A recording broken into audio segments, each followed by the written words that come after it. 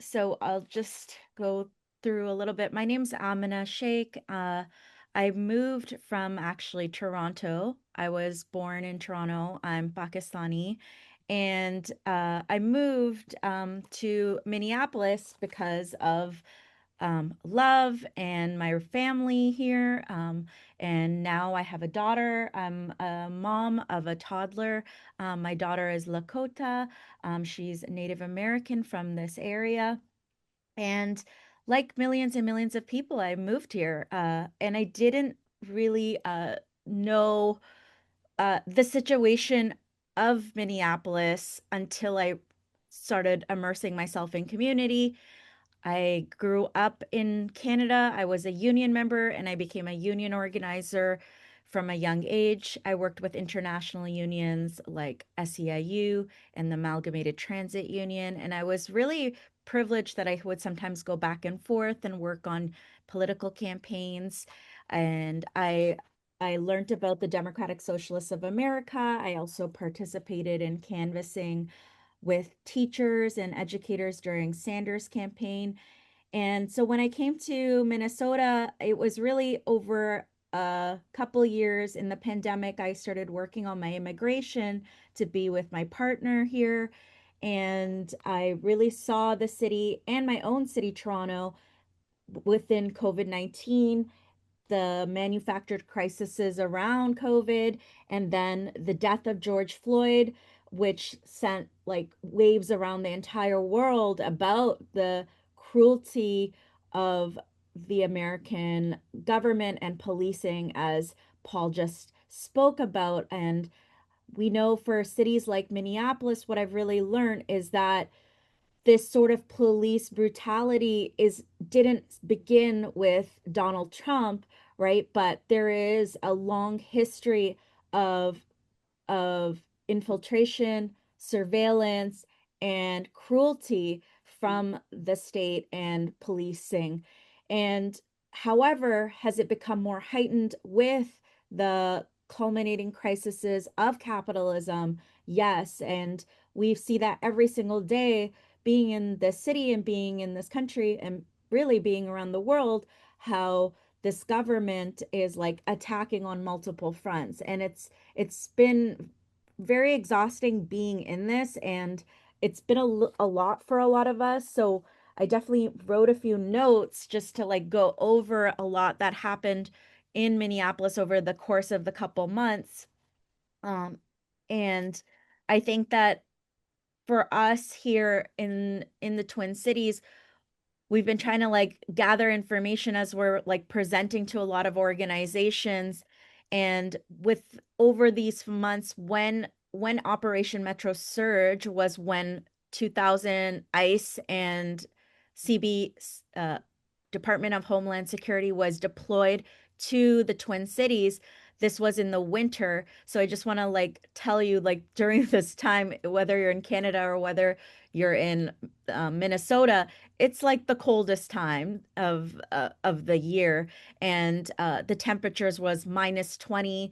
The city really lacks infrastructure and services. The government, whether it's the federal, municipal, you know, people are very aware that services have been really cut back, or really never given. For example, shoveling of snow, our sidewalks, making the streets accessible. And during this period, you have the end of the end of fall, winter, where you see Trump starting to talk about um, attacking even the Democratic Socialists of America and Antifa, and using language like domestic terrorism, calling left groups communists and socialists, and union organizers like myself as, potentially being part of domestic terror groups. And this was already alarming, and this was happening rapidly while ICE was being deployed across the country. And during this time, DSA, which I became a part of, and I was first elected as member at large in the DSA steering, and recently I became elected as co-chair of the Democratic Socialists of America in the Twin Cities chapter, we already developed what we called a contingency plan. And this plan was what we're going to do when ICE, which and Department of Homeland Security was already threatening us late in the winter that they were going to come in en masse and occupy our communities. And we enacted this contingency plan, which was basically an emergency plan where we developed with other chapters and with the national DSA, we developed a plan that everything is going to be halted in our chapter. So all other work, for example, Starbucks strike was happening at this time. There's other socialist femmes and reading groups. We said we'll kind of halt that and we'll prioritize all hands on deck with ICE. And we're very proud. Our chapter is about 2,000 members. And even though for me, myself, why I wanted to mention that I'm an immigrant, I'm Muslim, but as a unionist and as a trade unionist, I talked to my comrades in the DSA and I said, when I talk to workers about organizing, there's always fear there. And it's always like, it's not a good time. We have to lay low. We shouldn't say anything. And even as over the course of the years with the genocide, even us as people speaking against the genocide, again, we saw how it impacts the workplace because workers were being disciplined through, the equivocation of Palestine solidarity speech as anti-Semitism. Workers felt that chill and were always afraid. But even with this ICE and DHS coming into our communities, it's like I motivated people that we can't just be captured by fear because that's how they want us to be. They want us to be obsessed with the idea that we're being surveilled. They could seize our assets. They could like do all these things, put us in jail. And they were doing those things even before Operation Metro Surge formally began in January when ICE fully deployed into the cities. But we know that it's not getting better and it was already bad. So what I always told the DSA and our comrades is that it's already bad, or what I already tell workers, it's already bad. So we can either do nothing and nothing's going to change, or we can do something collectively and we can make change. And I'm really proud that we as DSA collectively, 2,000 members, we're growing. Our national body is growing.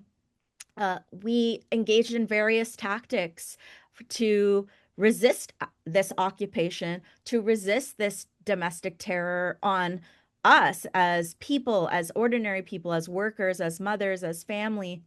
And what we did was a lot of mutual aid. We did defense, which meant we're legally observing ISIS tactics. We were, documenting, recording. We did know your rights trainings. We canvassed communities and businesses.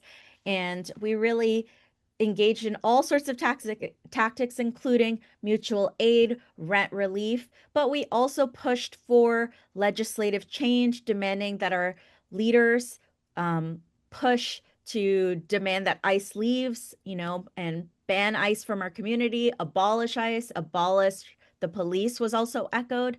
And really what I wanted to say is all this led to um, January 23rd, which was no work, no school, no shopping.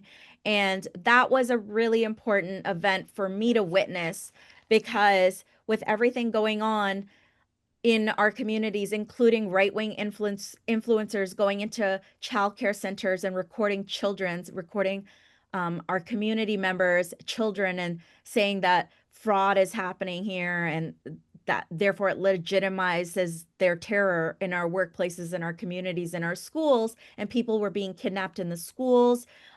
We know the killing of Renee Good happened. So this culminated into a mass action, which was January 23rd. And we're not there yet at the general strike. We're very aware of that in the country, and DSA members were talking about it, engaging in debate. But January 23rd was really important because we had about 100,000 people in the streets. We shut down businesses, ordinary workers, non-organized, non-union, which is majority of America, frankly. So and 700 businesses closed, and national labor unions, including, state unions, and they all echoed our call that ICE needs to leave. We need to shut down. But this was really led by local workers, transit workers, custodial, SEIU Local 26, ATU, Unite Here, hotel workers. Their their local leaders and workers on the ground demanded we need to do more. We can't just wait on elections. We can't just wait on electorals. We tried to do that during the genocide, and it's not getting better, and we have to do something. And that's why we moved into action here on the streets, and we shut things down and said no business as usual.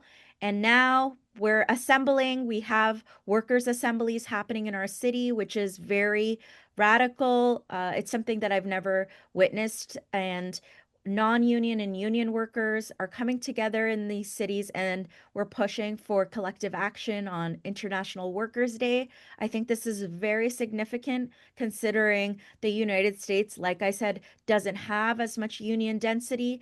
It shows us that the working class will not just wait around, and the working poor and our unhoused neighbors, like we know that we have to do multiple tactics, and we're very united here as a chapter that we have an array of tactics, and labor is one of them.